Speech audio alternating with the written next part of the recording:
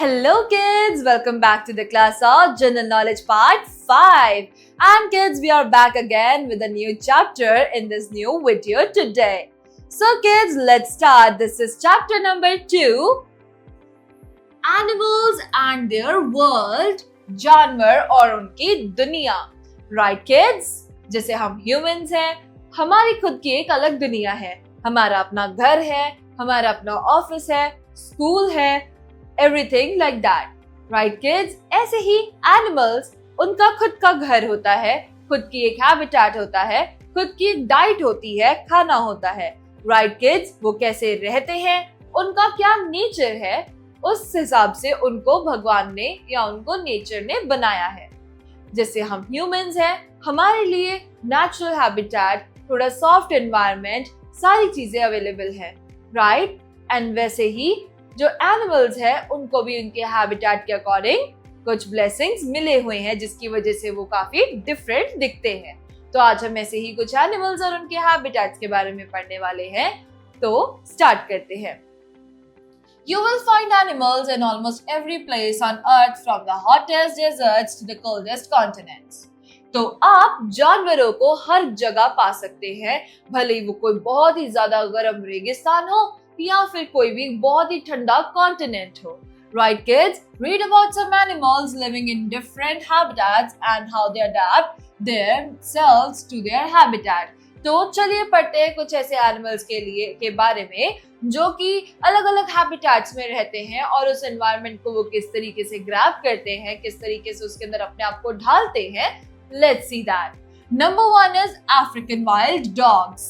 So, the largest population of the African wild dogs remain in southern Africa and the southern part of East Africa.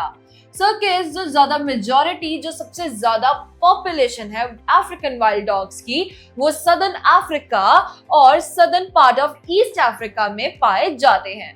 The African wild dog is known by many names. African wild dogs को बहुत सारे नामों से जाना जाता है, जैसे कि Cape hunting dog और पेंटेड डॉग, जैसे कि केप हंटिंग डॉग या फिर painted dog. Its scientific name is Lycaon pictus. इसका साइंटिफिक नाम जो है वो है Lycaon pictus. These wild dogs are one of the world's most endangered mammals और ये one of the world's most endangered mammals में से एक है. इनकी तादाद बहुत कम है. Right kids? Next is number 2, cleaner wrasse. This looks like that. So, cleaner wrasse, the blue streak cleaner wrasse occurs singly in pairs. So, ये ज्यादातर pairs में या फिर groups में पाए जाते हैं. And in groups, the 5 species of cleaner wrasses of the genus Lebroides are known as carnivorous fishes.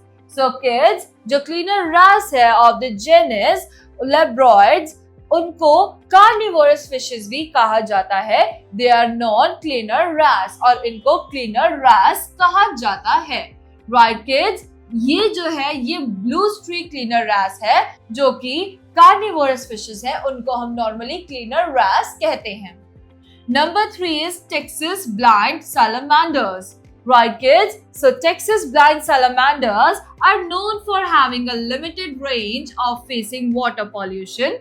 तो जो ये सैलामेंडर्स है इनकी लिमिटेड रेंज जो है वो वाटर पॉल्यूशन को फेस कर पाती है. Texas blind salamander is adapted for living in water underground. तो ये पानी के अंदर भी अंडरग्राउंड रहते हैं. राइट? इसकी आंखें नहीं होती. It has no eyes, only 2 small black dots under the skin. इनकी स्किन के नीचे बस 2 छोटे से ब्लैक डॉट्स होते हैं. Right? They are generally seen in deep waters और ये जनरली बहुत ज्यादा पानी की गहराई में पाए जाते हैं. राइट? ये ज्यादातर शांत और कुछ ज्यादा ही शाय टाइप के एनिमल्स होते हैं, इसलिए ये ज्यादा आपको कहीं पानी के ऊपरी हिस्से पर नहीं दिखते और ये ब्लाइंड होते हैं. इनकी आंखें होती ही नहीं है. Next is boa constrictors. बोआ एक ऐसा टाइप का स्नेक जो काफी बड़ा और काफी ज्यादा यस, लार्ज होता है। One of the unique kinds of snake species, ये एक अलग तरह की स्नेक स्पीशीज होती हैं। बोआ कंस्ट्रिक्टर्स आर पावरफुल स्नेक्स, ये बहुत ही ज्यादा पावरफुल शक्तिशाली स्नेक्स होते हैं और स्टेल्दी हंटर्स होते हैं, बहुत ही ज्यादा शार्प शूटर टाइप हंटर्स होते हैं। They live in tropical climates, ये ज्यादातर ट्रॉपिकल क्लाइमेट्स में रहते हैं and through out most of the central and south America, और ये ज्यादातर ये सेंट्रल और साउथ अमेरिका में पाए जाते हैं। राइट किड्स, अगले पेज पर अब हम बढ़ते हैं। नंबर 4 इज लेदर टर्टल्स या फिर leather back turtles.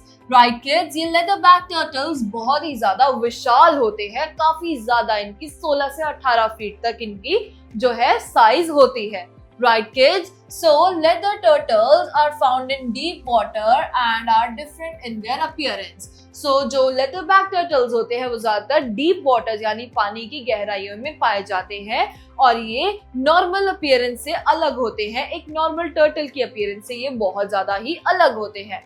Its carapace is covered by oily flesh and flexible leather-like skin. So इसका जो बैक है, एज यू नो कि नॉर्मली टर्टल्स का जो शेल है वो बहुत ही हार्ड होता है, बट ये जो लेदर बैक टर्टल है इसको लेदर बैक इसीलिए कहा जाता है बिकॉज इसका जो बैक है, इसका जो शेल है वो ऑयली फ्लेश से बना हुआ है। वो टोटली जो है पूरा फ्लेक्सिबल टाइप, चमड़ी टाइप वो उसका बैक है, राइट, एंड दैट्स व्हाई इसका नाम भी लेदर बैक टर्टल है। It can easily be differentiated from other modern sea turtles by its lack of bony shell.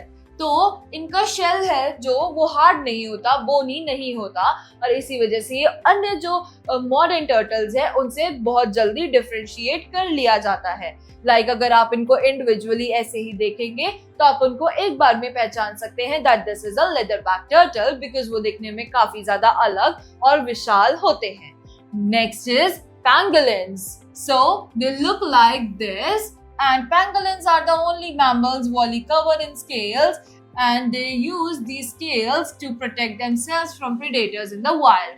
तो pangolins जो बेसिकली होते हैं वो ऐसे इकलौते मैमल होते हैं जिनके ऊपर स्केल्स होते हैं, like these ऐसे स्केल्स, ये इकलौते मैमल्स हैं जिनके ऊपर ऐसे स्केल्स बने होते हैं पूरी बॉडी पर, और उन स्केल्स का इस्तेमाल वो अपने जो प्रेडेटर्स हैं, अपने जो शिकारी हैं उनसे बचने के लिए करते हैं।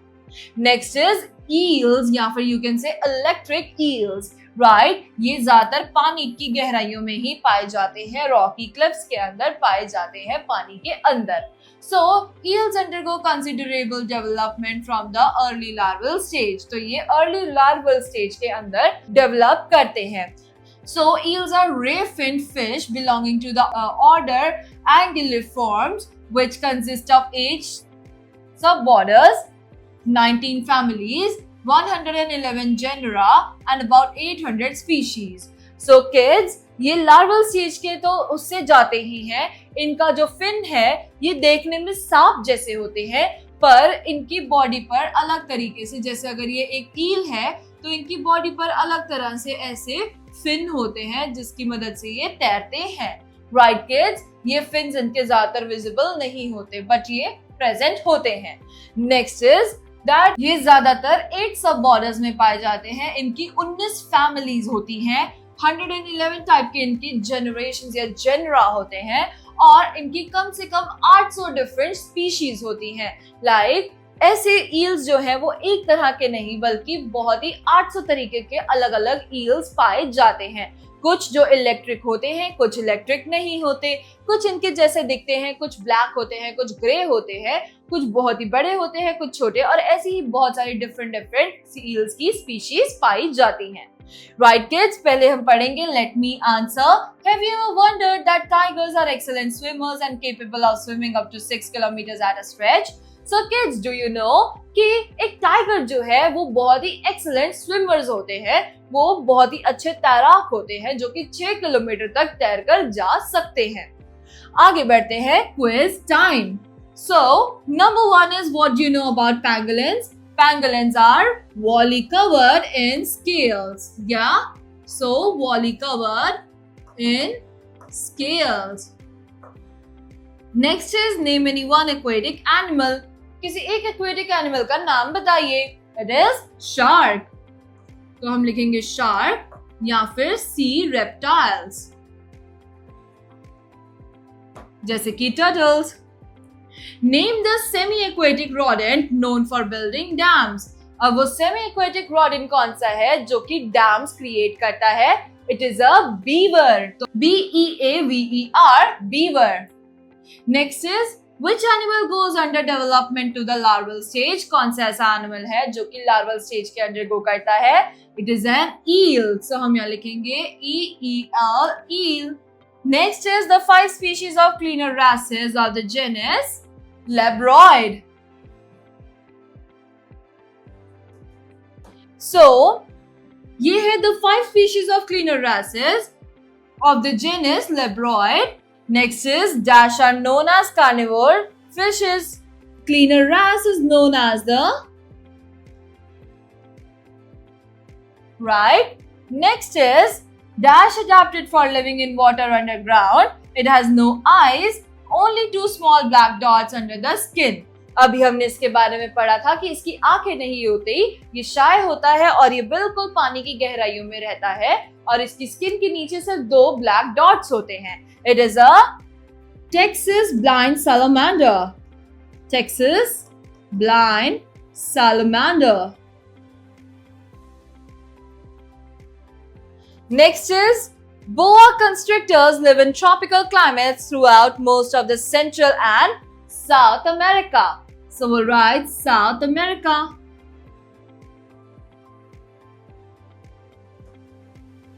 Next is number 4, dash are modern sea turtles and are covered by oily flesh। Those are leatherback turtles or leather turtles। तो हम यहाँ लिखेंगे leather turtles। चलिए अब पढ़ते हैं infobits। Infobits, many subspecies of tigers have already become extinct। तो कितनी सारी ऐसी टाइगर की सब स्पीशीज है जो ऑलरेडी दुनिया से एक्सटिंक्ट यानी कि खत्म हो चुकी हैं। Right kids, and are endangered due to the hunting and loss of forest cover due to civilization. और ये इसलिए है क्योंकि कुछ लोगों ने उनका हंटिंग करके उनको मार डाला। दूसरा सबसे बड़ा रीजन है लॉस ऑफ फॉरेस्ट। सिविलाइजेशन और ग्लोबलाइजेशन जितना ज्यादा इंक्रीज हो रहा है, पॉपुलेशन जितनी ज्यादा इंक्रीज हो रही है, उतनी ही ज्यादा अर्बनाइजेशन और सिविलाइजेशन इंक्रीज हो रही है, जिसकी वजह से फॉरेस्ट कवर दिन बर दिन घटते जा रहे हैं और इन एनिमल्स का रहना मुश्किल होता जा रहा है, जिसकी वजह से इनको प्रॉपर फूड नहीं मिल पा रहा, फूड साइकिल इनका सपोर्ट नहीं हो पा रहा और इसकी वजह से ये एंडेंजर्ड स्पीशीज बन चुके हैं। So with this, kids, we are done with another chapter of General Knowledge Part 5. We will be back again with a new chapter in a new video. Till then, bye-bye, take care and thank you, kids.